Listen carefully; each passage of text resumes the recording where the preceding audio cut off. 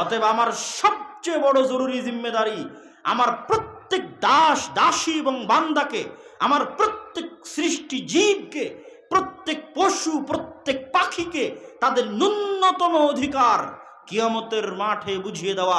চুল পরিমাণ যদি কেউ মাজলুম হয়ে থাকে তাহলে ওর হকটা আদায় করে নিয়ে দেওয়া, এটা আমি আল্লাহ আমার সবচেয়ে বড় দায়িত্ব, এবং আমি এটা পালন করবই করবই করবই।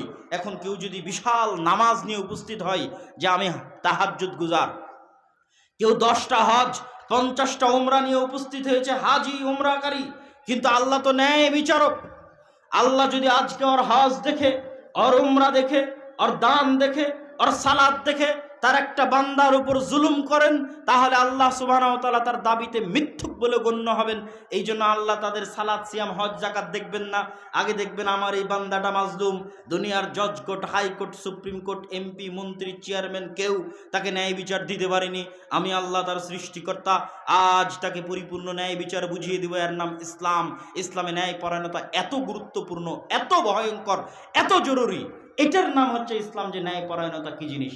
এবার আপনি এবং আমি যাচাই করতে পারি যে আমাদের 24 ঘন্টা কিভাবে যাচ্ছে।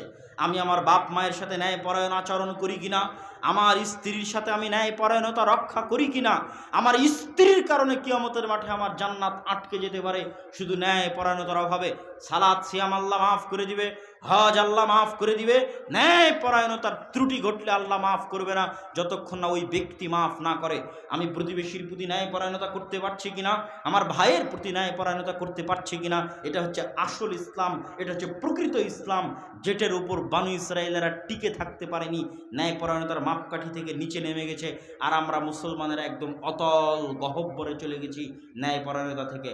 ন্যায় পরায়ণতার দিকে আজকের ইউরোপ, আজকের আমেরিকা আমাদের চেয়ে ভালো।